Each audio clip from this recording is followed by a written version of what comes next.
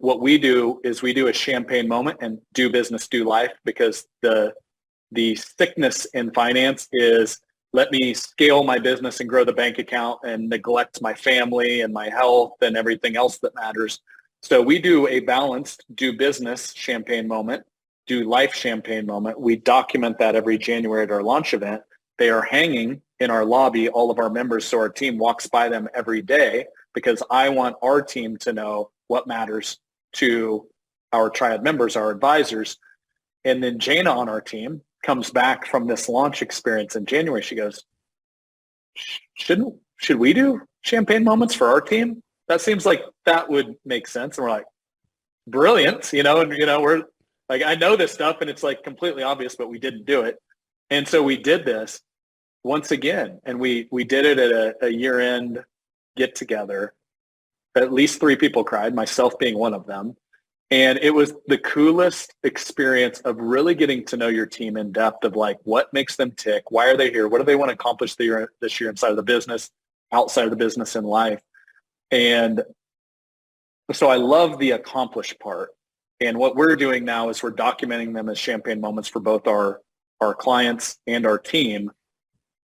But I want to level that up a couple notches. So give me some examples that you've got, just for our own playbook selfishly. I would love to hear anything else you've got around that.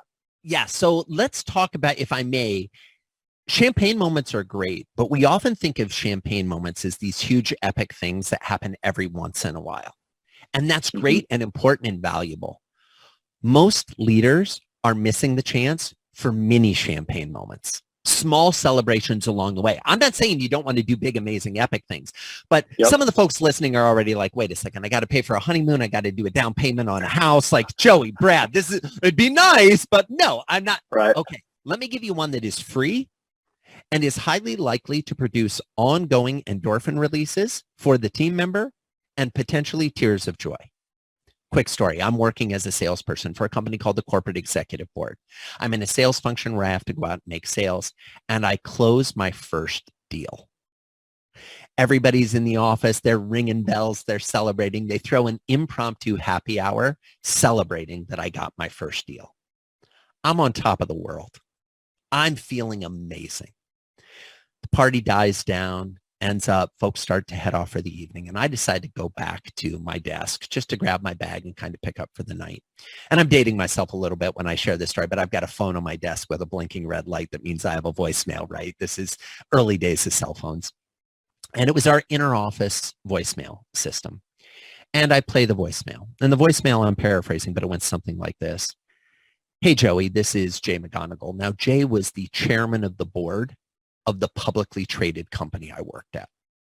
Oh, wow. So let that sink in, everyone. This is chairman of the board of the publicly traded company that I am a brand new novice salesperson for.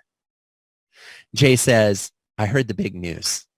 I heard you landed your first gig, and he actually cites the name of the client. So it's very clear he's done his homework. It's not just a roll call. And he said, I got to tell you, the speed at which you started here and you've already landed your first client, I mean, we knew to expect great things from you, but you've blown us away. We are so impressed. We are so thankful. And while I'm sorry I wasn't there to celebrate in person at the happy hour tonight, please, next time we're all together, come up and say hi or make sure we get a chance to connect, because I just want to shake your hand and personally congratulate you. We know that there are many great things to come from you, and we're so excited to have you as part of the team.